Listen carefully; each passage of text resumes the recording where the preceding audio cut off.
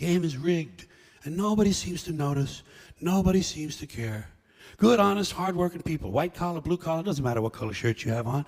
Good, honest, hard-working people continue. These are people of modest means. Continue to elect these rich cocksuckers who don't give a fuck about them. They don't give a fuck about you. They don't give a fuck about you. They don't care about you at all. At all. At all. Yeah.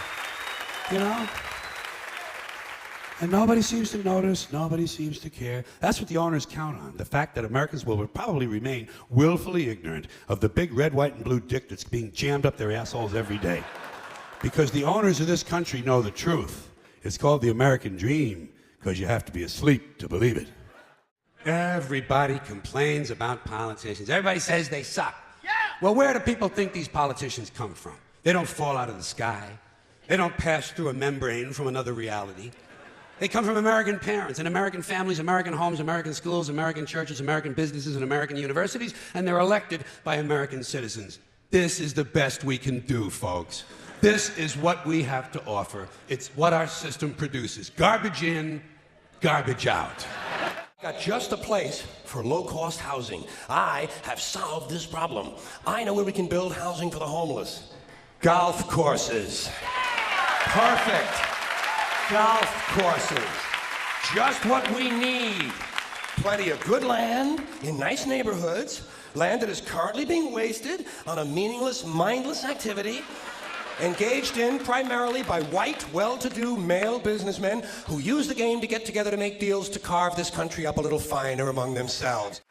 In 1942, there were 110,000 Japanese American citizens and good-standing, law-abiding people who were thrown into internment camps simply because their parents were born in the wrong country. That's all they did wrong. They had no right to a lawyer, no right to a fair trial, no right to a jury of their peers, no right to due process of any kind. The only right they had, right this way, into the internment camps. Just when these American citizens needed their rights the most, their government took them away.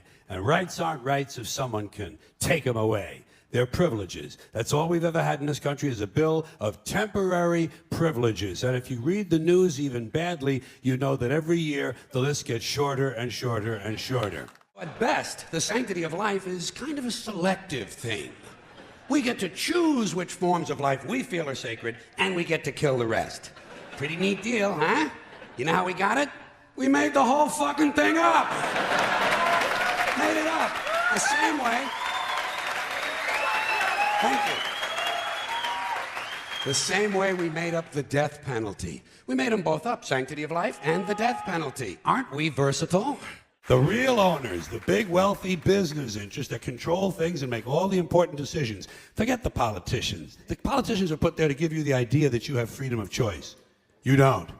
You have no choice. You have owners. They own you. They own everything. They own all the important land. They own and control the corporations. They've long since bought and paid for the Senate, the Congress, the state houses, the city halls. They got the judges in their back pockets. And they own all the big media companies, so they control just about all of the news and information you get to hear. They got you by the balls.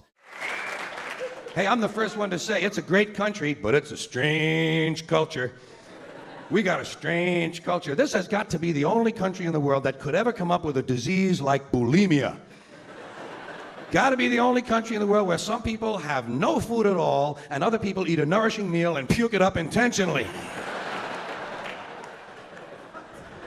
This is a country where tobacco kills 400,000 people a year, so they ban artificial sweeteners. Because a rat died.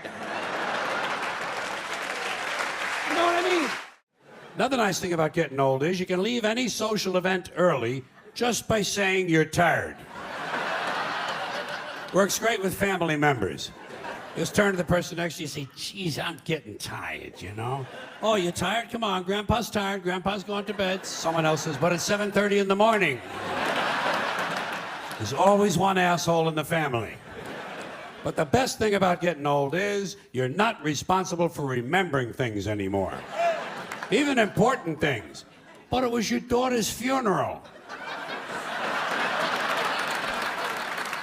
I forgot.